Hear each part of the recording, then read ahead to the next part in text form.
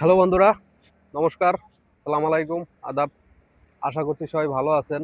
আমিও মোটামুটি সৃষ্টিকর্তার অশেষ কৃপায় ভালো আছি। আজকে আপনাদের উদ্দেশ্যে একটা ভিডিও বানাচ্ছি। আসলে আমার বন্ধু-বান্ধব বা আত্মীয়স্বজন অনেকেই আমাকে মেসেজ করেন বা কল করেন। মালয়েশিয়া আমি দীর্ঘদিন যাবৎ আছি, অর্থাৎ প্রায় ৮ বছর যাবৎ আছি।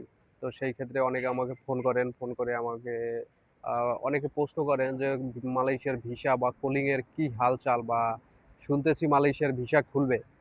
তো কোনো ভিসার ব্যবস্থা করতে পারি কিনা?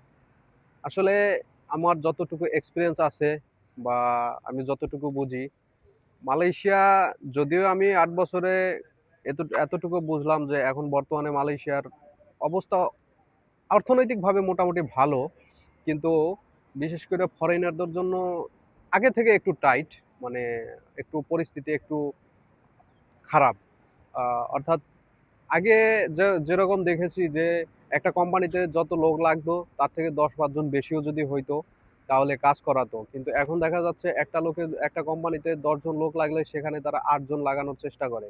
অর্থাৎ ম্যান পাওয়ার কমানোর চেষ্টা করে। যে কারণে এদের মানুষ অত বেশি দরকার হচ্ছে না। তারপরেও যদি সরকারিভাবে ভিসা খুলে, যদি ভালো এজেন্টের মাধ্যমে কেউ আসতে পারেন, আসবেন। আমার কোনো অসুবিধা নাই, বা আমি যতটুকু পারি সাপোর্ট দেব। বাট আমার দ্বারা কেউ ভিসার আশা করবেন না। কেননা আমি আমার এক্সপেরিয়েন্স অনুযায়ী বুঝি যে মালয়েশিয়া এখন আসলে হয়তো ৮ থেকে ১০ লাখ টাকা লাগতে পারে, বা সর্বনিম্ন ৬ লাখ টাকা আমাদের বাংলাদেশের জন্য হয়তো লাগতে পারে। লাগবে যে সেটা আমি বলছি না, হয়তো লাগতে পারে।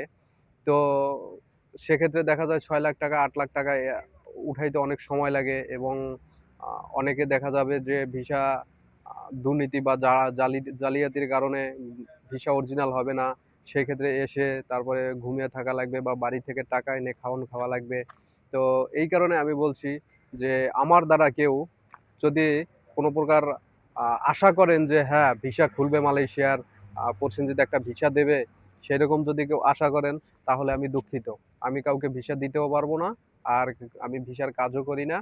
আর ভিসার সম্পর্কে আমি খোঁজ খবর এখন রাখি না।